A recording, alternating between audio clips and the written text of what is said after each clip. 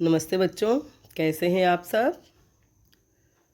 आज हम कक्षा 12 है हिंदी साहित्य की पाठ्य पुस्तक अंतरा भाग 2 से कवि केशव दास के प्रश्नोत्तर करेंगे। तीनों पदों का हम भावार्थ कर चुके हैं जो सवैया थे। वार्षिक परीक्षा नज़दीक आ गई है। अब आप पढ़ाई जोर शोर से कर रहे होंगे। बहुत सावधानी से पढ़ें और ध्यान से पढ़ें और अपना पेपर देते समय न तो अशुद्धियाँ करें और अपने शब्दों में लिखने का प्रयास करें। जितने शब्दों में जवाब मांगे जाए उतने ही शब्दों में लिखें, उनसे थोड़ा सा ज़्यादा।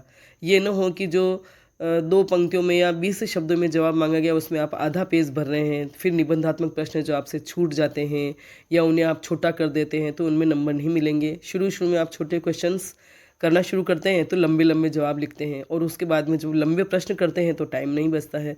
इसलिए आप अंक विभाजन देख करके और शब्द सीमा देख करके ही जवाब लिखने का प्रयास करें और अपनी भाषा शैली में, बहुत ज़रूरी है, अपनी भाषा शैली में लिखें, अपने शब्दों में लिखें मतलब, और वर्तनी संबंधी शुद्धता का ध्यान रखें और राइटिंग भी अच्छे से हो, मतलब आपका हस्तलेख भी साफ सुथरा और सुंदर हो, तो आपके अंकों में मतलब अंक प्राप्ति के लिए बहुत ही अच्छा रहेगा। बहुत अच्छे अंक आप प्राप्त कर सकेंगे। ठीक है, तो हम प्रश्नों के उत्तर देखते हैं। अब पहला प्रश्न है, देवी सरस्वती की उदारता का गुणगान क्यों नहीं किया जा सकता।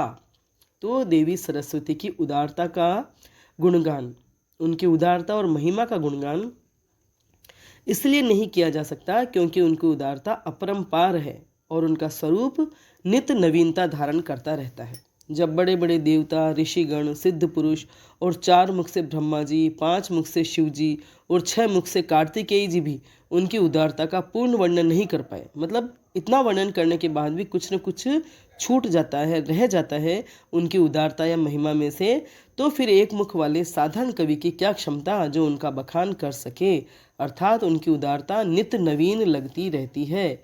जैसा कि कवि ने कहा है, पति बरने 4 मुख, पूत बरने 5 मुख, नाती बरने 6 मुख, तदपि नई नई। यानी उनके पति अपने 4 मुखों से, पुत्र 5 मुखों से और नाती 6 मुख से वर्णन करते रहते हैं, फिर भी वे और उनका स्वरूप, उनकी उदारता, उनकी महिमा नई नई लगती रहती है।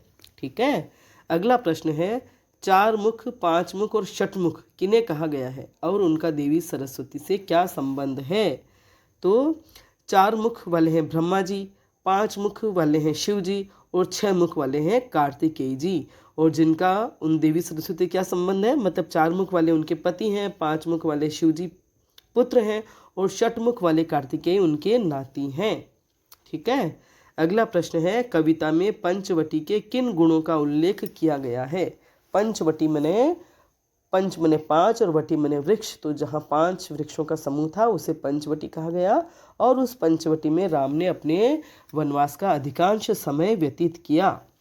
तो पंचवटी के किन गुणों का उल्लेख किया गया है, तो यहाँ कवि महोदय ने बताया है कि पंचवटी गुणों में धूर जटी यानी शिव जी के समान है। धूर जटी का अर्थ है शिव जी।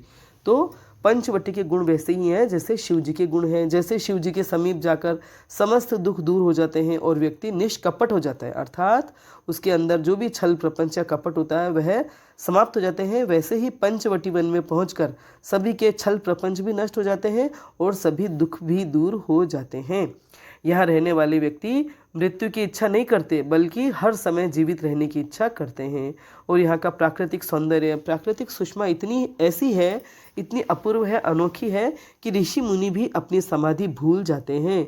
ऋषि मुनि हर बात से तटस्थ रहते हैं, समाधिस्थ रहते हैं, लेकिन यहाँ का प्राकृतिक सौंदर्य ऐसा है कि जो ऋषि मुनि यहाँ रहते हैं वे भी अपनी समाधि भूल जाते हैं और यहाँ जो भी आते हैं और निवास करते हैं उनके पापों की विकट बेड़ियाँ टूट जाती है और सभी संशय समाप्त होकर ज्ञान की गठरी खुल जाती है, क्योंकि यहाँ महान साधुओं की, ऋषियों की संगति जो प्राप्त होती है। और यहाँ मुक्ति रूपी नर्तकी मतलब मुक्ति रूपी नटी भी हर समय नृत्य करती रहती है, अर्थात यहाँ मुक्ति भी सभी को बिना किसी प्रयास के प्राप्त हो जाती है। ठीक है, अगला प्रश्न है, तीसरे छंद में संकेतित कथाएं अपने शब्दों में लिखिए। तीसरा छंद जो था अंगद से संबंधित, जिसमें अंगद और रावण का संवाद है, उसमें जो भी अंतर कथाएं हैं, है ना, यानी अंतर कथा यानी कोई जो कथा कही जा रही है उसी में और भी पुनः कथाओं का प्रसंग आता है, मतलब और कथाओं का प्रसंग आता है तो वह अंतर कथाएं कहलाती है। मतलब एक कथा कही जा रही है, उस कथा में अगर अलग अलग प्रसंग और संदर्भ आते हैं, वो जो कथाएं होती है वे अंतर कथाएं कहलाती है।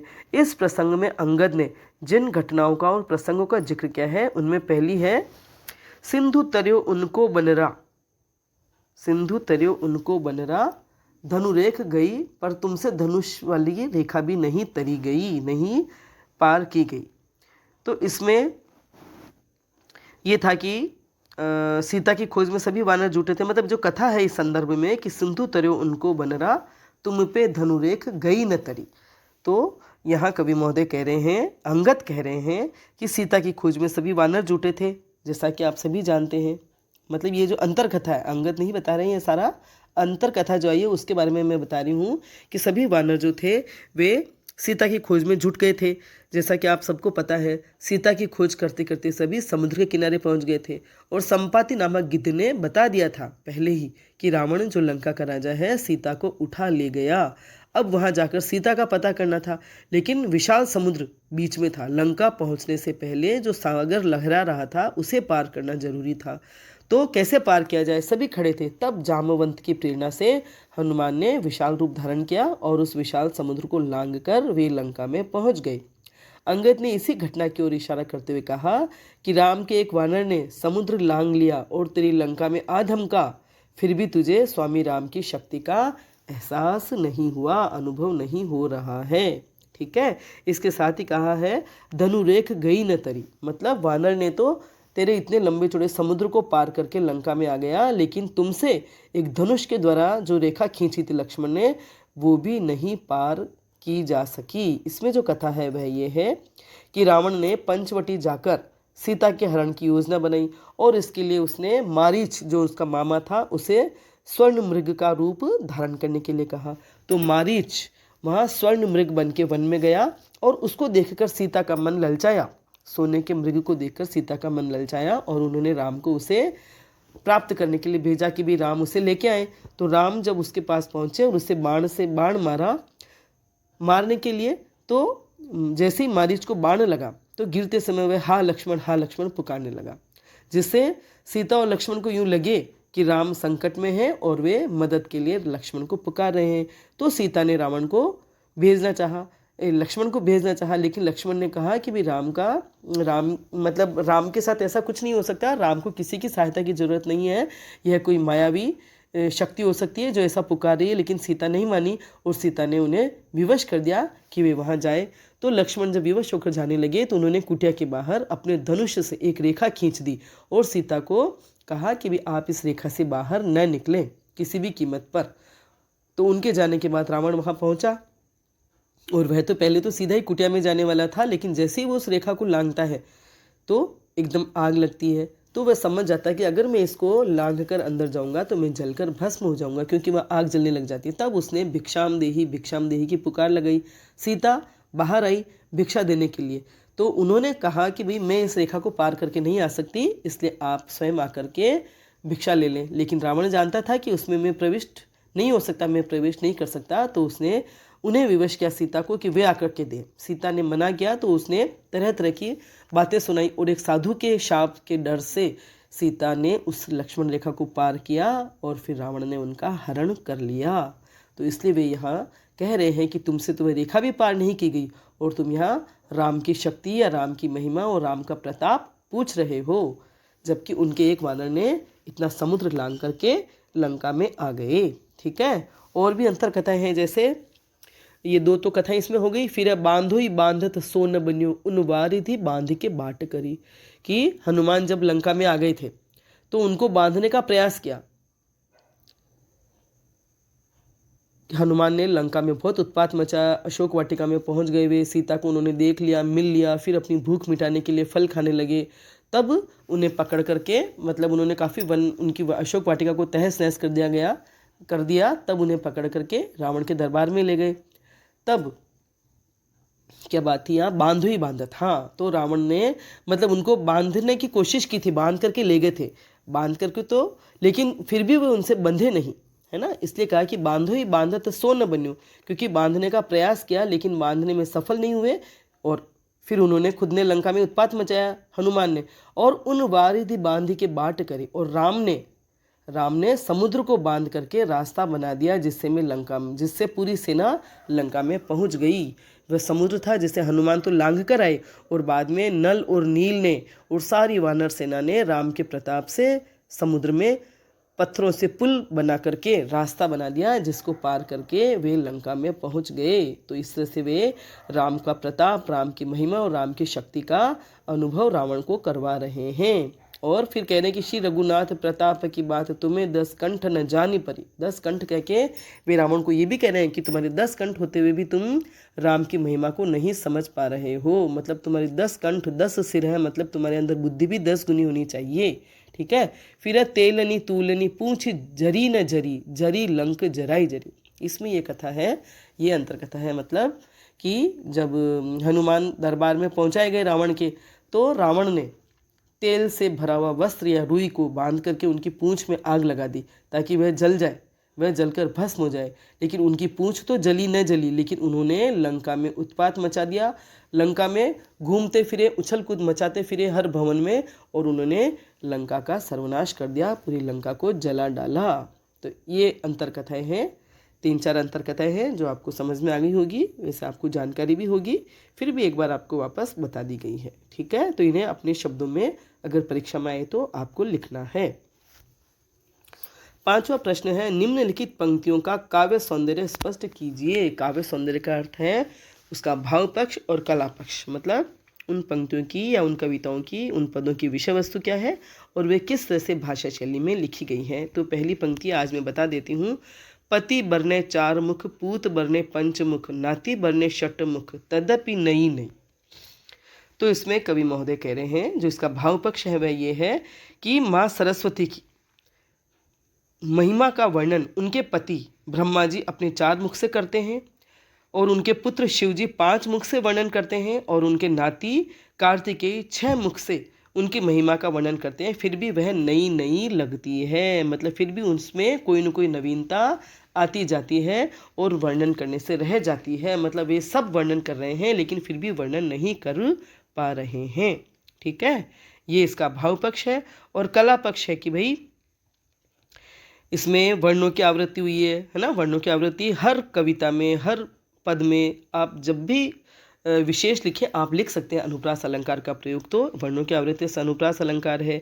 नई नई में पुनरुक्ति प्रकाश है। जब शब्द की आवृत्ति होती है तो पुनरुक्ति प्रकाश अलंकार होता है। भाषा या संस्कृत निष्ठ है, ब्रज भाषा है और वह संस्कृत निष्ठ है। और यहाँ मतलब इस पंक्ति में योग्य को अयोग्य ठहराया गया है, इसलिए संबंधातिशयोक्ति अलंकार है। अतिशयोक्ति तो इस पद में है ही, लेकिन योग्य पति मतलब 4 मुख वाले ब्रह्मा जी, 5 मुख वाले शिव जी, 6 मुख वाले कार्तिकेय जी भी उनका वर्णन नहीं कर पा रहे हैं। बड़े बड़े सिद्ध पुरुष, ऋषि मुनि, तपस्वी, देवता भी उनका वर्णन नहीं कर पा रहे हैं। सभी योग्य होते हुए भी अयोग्य बताए हैं कवि ने, इसलिए यहाँ संबंधातिशयोक्ति अलंकार है। ठीक है। ख है चहु ओरनी नाचति मुक्ति नटी, गुण धूर जटी वन पंचवटी। यहाँ कवि कह रहे हैं पंचवटी वन का वर्णन है जिसमें कि चारों ओर मुक्ति रूपी नटी, मुक्ति रूपी नर्तकी नाचती रहती है। और इस वन के, इस पंचवटी वन के जो गुण हैं वे शिव जी के गुणों के समान हैं। सारे गुण वर्णित उस पद में। तो इस पंक्ति का यही अर्थ है कि भी वहाँ मुक्ति नटी नाचती रहती है, मतलब वहाँ जाने वालों को मोक्ष अनायास ही प्राप्त हो जाता है। और इस पंचवटी वन के गुण जो है वे धूर जटी यानी शिव जी के गुणों के समान हैं। तो ये तो हो गया इसका भाव पक्ष। और इसका जो कला पक्ष है वह है कि मुक्ति नटी में रूपक अलंकार है, और गुण धूर जटी वन पंचवटी, मतलब पंचवटी वन के गुणों को धूर जटी शिव जी के समान बताया गया है, इसलिए यहाँ उपमा अलंकार है। ब्रज भाषा है, अनुप्रास अलंकार है, सवैया छंद है और संस्कृत निष्ठ भाषा तो है ही। ठीक है। अगला है सिंधु तरियो उनको बनरा, तुम पै धनुरेख गई न तरी। बनरा शब्द में सिंधु तरियो उनको बनरा कि सिंधु समुद्र को पार कर दिया उनके एक वानर ने, वनरा कह करके, जबकि हनुमान बड़े विशिष्ट वानर थे, बहुत शक्तिशाली थे, लेकिन उनके लिए भी यहाँ वनरा शब्द का प्रयोग करके अंगद कह रहे हैं कि सिंधु तरियो उनको बनरा कि उनके एक वानर ने, एक छोटे से वानर ने सिंधु पार कर लिया, लेकिन तुमसे धनुष के द्वारा खींची गई एक रेखा भी नहीं पार की जा सकी। धनुष की एक रेखा कितनी मामूली होती है, लेकिन वो तुम पार नहीं कर सके, और उनके एक वानर ने, मामूली से वानर ने, एक साधारण वानर ने पूरा सिंधु पार कर लिया। तो ये तो हो गया इसका भाव पक्ष। और कला पक्ष है, वंदना शब्द का जो प्रयोग किया है इसमें व्यंजना शब्द शक्ति है, मतलब यहाँ व्यंग्य है कि उनके एक मामूली से वानर ने सिंधु को पार कर लिया। और भाषा ब्रज है ही, ठीक है, सिंधु उतरियो उनको बनरा तुम पे धनुरेख गई न तरी। और व्यंग्यात्मक भाषा है मतलब यहाँ, और एक ध्वन्यात्मकता है, गीतात्मकता का गुण है पंक्ति में, पूरे पद में, ठीक है। अगला है तेलन तूलनी पूछ झरी न झरी, झरी लंक जराई जरी। तेलनी तूलनी की तेलनी तुलनी, तेल में भीगे हुए वस्त्र या रुई को बांध करके पूंछ को जला दिया गया। पूंछ तो नहीं जली, और क्या जल गई, जो लंका थी तुम्हारी सोने से रत्नों से जड़ी हुई, वह लंका जरूर जल गई। तो ये तो इसका भाव पक्ष है। और इसका जो कला पक्ष है तेलनी तूलनी, इसमें अनुप्रास अलंकार है, जरी जरी जरी, जरी न जरी, जराई न जरी, इसमें भी अनुप्रास अलंकार भी है। और जरी न जरी में यमक अलंकार भी है। जरी जरी शब्द कई बार आया है, तो एक बार तो उसका अर्थ है जला दी गई, मतलब जलाई गई लेकिन जली नहीं। और क्या जल गई, तुम्हारी लंका जल गई, जो कि सोने से झड़ी हुई लंका। तो जरी का मतलब जली, और एक जरी का मतलब है झड़ी हुई, सोने से झड़ी हुई लंका जल गई। तो यहाँ जरी शब्द का इतनी बार प्रयोग हुआ है, इससे इसका सौंदर्य, भाव सौंदर्य, कला सौंदर्य और भी बढ़ गया है। और कवि की भाषा पर, मतलब भाषा पर कितना अधिकार है, इस क्षमता का भी इससे पता चलता है, ठीक है। समझ में आ गया होगा आपको इन पंक्तियों का काव्य सौंदर्य। आगे है प्रश्न नंबर 7, निम्नलिखित का आशय स्पष्ट कीजिए। आशय माने वही भाव अर्थ। भावी भूत वर्तमान जगत बखानत है केशोदास, क्यों हूँ ना बखानी काहू पे गई। भावी भूत वर्तमान जगत बखानत है केशोदास, क्यों हूँ ना बखानी काहू पे गई। तो केशवदास कह रहे हैं कि भावी भूत वर्तमान, भूतकाल में भी सरस्वती का बखान किया गया लेकिन पूरा नहीं हुआ। वर्तमान में उनका वर्णन किया जा रहा है, उनकी महिमा का, उनकी उदारता का बखान किया जा रहा है, लेकिन वह भी पूरा नहीं हो पा रहा है। और भविष्य में भी बखान किया जाएगा, लेकिन वह भी पूरा नहीं हो पाएगा। क्यों हूँ न बखानी काहू पे गई, न तो किसी से बखानी गई है, न किसी से बखानी जाएगी। माँ सरस्वती की उदारता और महिमा इतनी अपरंपार है और इतनी नित्य नवीन है कि उनका वर्णन, उनका बखान किया जाना संभव ही नहीं है।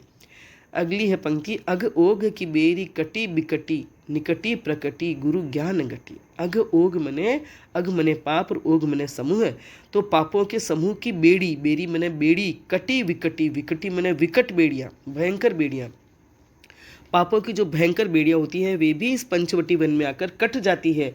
और इस पंचवटी के निकट रहकर के, समीप रहकर गुरुओं की संगत से, इन गुरुओं की, ऋषि मुनियों की सत्संगति से ज्ञान की गठरी प्रकट हो जाती है। क्योंकि ऋषि मुनि सब सत्संग करते हैं, चर्चा करते हैं, ज्ञान चर्चा करते हैं, तो यहाँ उनका सत्संग जब मिलता है तो बाकी दूसरे व्यक्ति, जो दूसरे निवासी या जो आने वाले व्यक्ति हैं, वे भी अपनी संशयों का, शंकाओं का समाधान कर लेते हैं और उनको ज्ञान की गठरी प्राप्त हो जाती है, यानी ज्ञान का खजाना प्राप्त हो जाता है। ठीक है। योग्यता विस्तार। योग्यता विस्तार माने वही आपकी योग्यता कैसे बढ़ाई जाए, इसके लिए आपको ये प्रश्न हल करने होते हैं। केशवदास की रामचंद्र चंद्रिका से यमक अलंकार के कुछ अन्य उदाहरणों का संकलन कीजिए।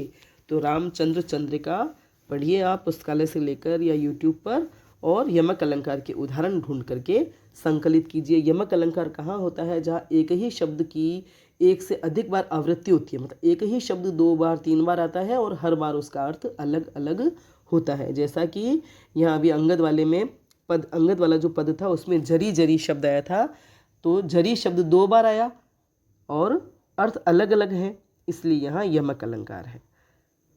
और जब अर्थ एक ही होता है, शब्द की आवृत्ति होती है, उसी शब्द की आवृत्ति होती है साथ साथ, जैसे नई नई, तो वहाँ पुनरुक्ति प्रकाश अलंकार होता है। और जब अर्थ अलग अलग होते हैं तब वहाँ यमक अलंकार होता है। तो इस अलंकार को समझते हुए आप यमक अलंकार के उदाहरण ढूंढ करके इकट्ठे कीजिए।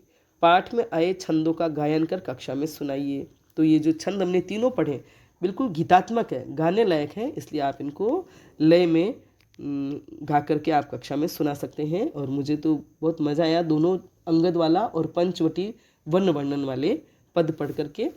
अंगद वाला कितना सुंदर है। फिर है केशवदास कठिन काव्य के प्रेत हैं, इस विषय पर वाद विवाद कीजिए। कठिन काव्य के प्रेत का आशय ये होता है कि उनका काव्य बड़ा ही क्लिष्ट है और जो पढ़ने वाले पाठक उनको प्रेत के समान लगते हैं क्योंकि उन्हें समझ में नहीं आता, इसलिए इनके लिए ये पंक्ति कही गई कि केशवदास कठिन काव्य के प्रेत हैं। इसके पक्ष में वाद विवाद का मतलब होता है पक्ष में और विपक्ष में तर्क दीजिए। तो पक्ष में आप कह सकते हैं कि भी केशवदास अलंकारों से प्रेम करने वाले कवि थे, अतः वे काव्य में अलंकारों का बहुत प्रयोग करते थे। शब्द चमत्कार पर उनकी दृष्टि रहती थी।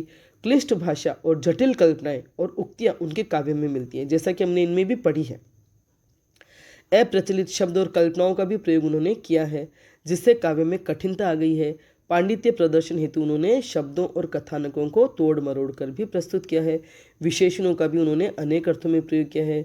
चमत्कार पूर्ण वर्णन करने के प्रयास में वे तथ्यों की सच्चाई को भी तोड़ते रहे हैं, जैसे पति बरने 4 मुख, पूत बरने 5 मुख, नाती बरने 6 मुख, तद्यपि नहीं। इसके लिए ये कहा जाता है कि ये पुराणों की परंपरा के विरुद्ध है। तो इस प्रकार आप उनके पक्ष में तर्क दे सकते हैं।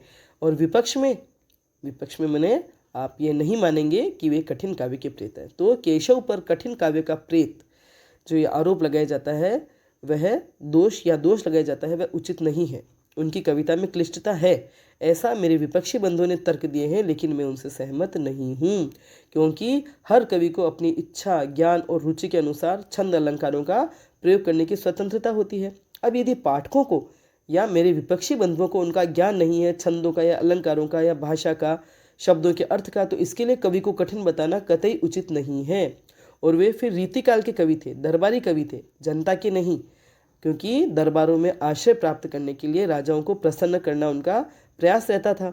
अतः चमत्कार प्रदर्शन की प्रवृत्ति सहज और स्वाभाविक थी। और मैं तो उन्हें सहृदय और सरस कवि ही मानती हूँ। मतलब मैं खुद अपना निजी विचार है कि मैं उन्हें उनके इन पदों को पढ़ करके, सवैयों को पढ़कर मैं तो बड़ी आनंदित हुई। उनकी भाषा शैली के कारण उनके काव्य को पढ़ने में, वाचन में मुझे तो बहुत ही सरसता और आनंद प्राप्त हुआ।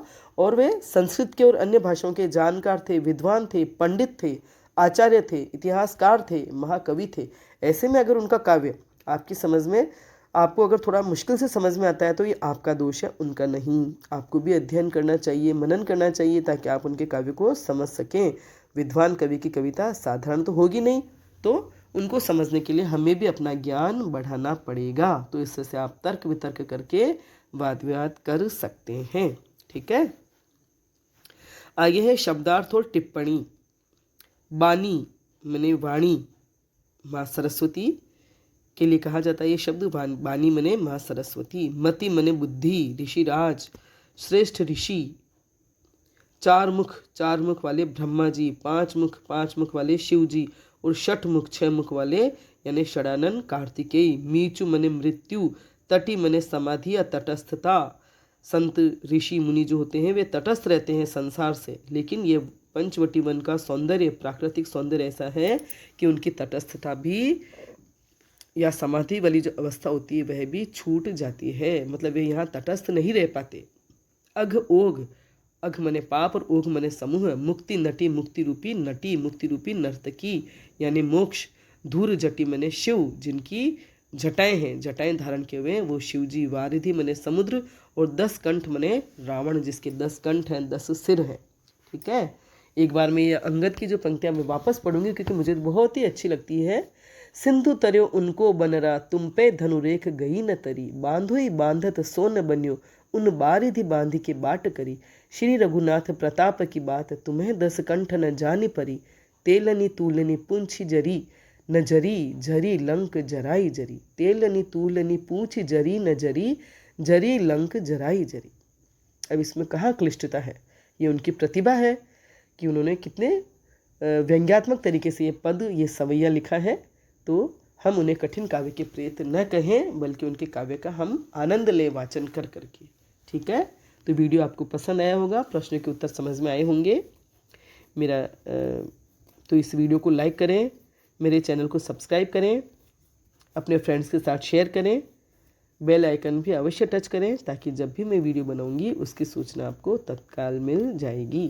धन्यवाद।